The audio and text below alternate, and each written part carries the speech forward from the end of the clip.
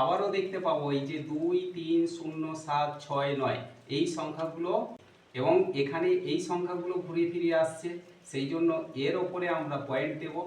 Guidance support math education ক্লাসে সবাইকে স্বাগত জানিয়ে শুরু করছি আজকের অঙ্কের ক্লাস।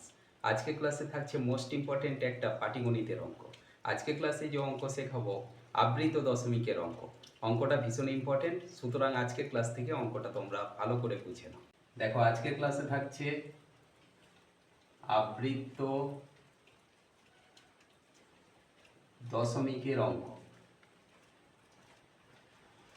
আবৃত দশমিক, এই আবৃত দশমিকের অঙ্ক করার জন্য আমরা আজকে যে অঙ্কটা ক্যালকুলেট করব সেটা দেওয়া আছে 3 × 13। এটাকে আমরা আবৃত দশমিক বা পৌনঃপৌনিকে নির্ণয় করব। এই জন্য আমরা প্রথমেই কি করব, এই যে আমরা 3কে 13 দিয়ে ভাগ করব। দেখো কিভাবে করছি, 3কে 13 দিয়ে ভাগ করব। কিন্তু আমরা এখানে দেখতে পাচ্ছি যে 3টা ছোট আছে 13 থেকে, সেই জন্য এখানে পয়েন্ট বসিয়ে আমরা 0 নেব। তাহলে হয়ে গেল 30, পয়েন্টের জন্য 0 বসানোর জন্য 30 হয়ে গেল। এবার 30কে আমরা 13 দিয়ে ভাগ করলে দেখো পাচ্ছি 13 দুগুণে 26।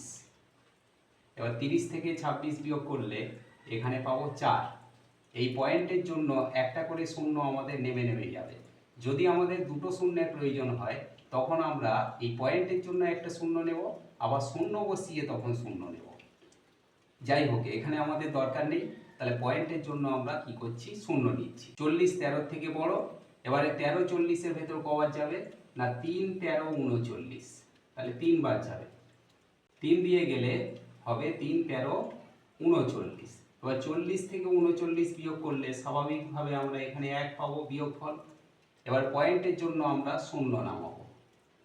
হয়ে গেল 10, আছে এখানে আমাদের 13, তাহলে ছোট হচ্ছে, সেই জন্য এখানে শূন্য বসিয়ে আমরা একটা শূন্য নেব। এখন হয়ে গেল 100। এবার 13 100-র ভেতর কবার যাবে না, 7 13 91, 7 বার গেলে আমরা 91 পাবো। 8 13 104, 8 বার গেলে বেশি হয়ে যাবে, তাহলে 7 13 91। 100 থেকে 91 বিয়োগ করলে এখানে আমরা পাবো 9। এবার পয়েন্টের জন্য আবার শূন্য নামাবো। তাহলে 13 90-এর ভেতর কতবার যাবে না, 6 13 78, 7 13 91, 7 বার গেলে বেশি হয়ে যাবে, সেই জন্য আমরা 6 বার নেব। তাহলে 6 দিয়ে গেলে 13 6 78। 90 থেকে 78 বিয়োগ করলে এখানে পাবো 2, আর এখানে পাবো 1, 12। পয়েন্টের জন্য ফের শূন্য নামাবো। হয়ে গেল 120। 13 9 117, তাহলে 9 বার গেলে আমরা পাবো 117। বিয়োগ করলে এখানে আমরা 3 পাবো। তাহলে আমরা আবারও দেখতে পাবো এই যে 2 3 0 7 6 9 এই সংখ্যাগুলো পরপর আসতে থাকবে। সারা জীবন ধরে যদি আমরা এই অঙ্কটা করি, এই অঙ্কটা কোনোদিন মিলবে না। সেই জন্য একে বলা হয় আবৃত দশমিকের অঙ্ক। এবং এখানে এই সংখ্যাগুলো ঘুরে ফিরে আসছে, সেই জন্য এর ওপরে আমরা পয়েন্ট দেব। এখানে দিলাম আবৃত দশমিক, আর এর মাথায় দিলাম আবৃত দশমিক। তার মানে এখানে বোঝানো হচ্ছে এই পুরো সংখ্যাগুলো আবারও ঘুরে ফিরে আসবে।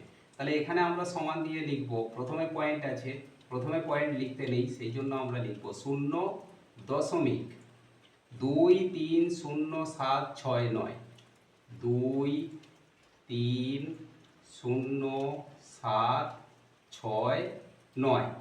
এবারে এখান থেকে এই 2 থেকে 9 পর্যন্ত সংখ্যাগুলো পরপর আসতে থাকবে, সেই জন্য এদের মাথায় আমরা আবৃত দশমিক দিলাম। সেই জন্য একে বলা হয়েছে যে এটা আবৃত দশমিকের অঙ্ক। তাহলে 3/13 ইজ ইকুয়াল টু 0.230769 আবৃত দশমিক। আশা করি আজকের ক্লাস থেকে এই আবৃত দশমিকের অঙ্কটা তোমরা ক্লিয়ারলি বুঝতে পারলে। এমন সব অঙ্কের সহজ সরল ভিডিও পাওয়ার জন্য অবশ্যই গাইডেন্স সাপোর্ট চ্যানেলটিকে সাবস্ক্রাইব করে সঙ্গে থেকো। সবাই ভালো থেকো, সুস্থ থেকো। দেখা হচ্ছে পরবর্তী ক্লাসে।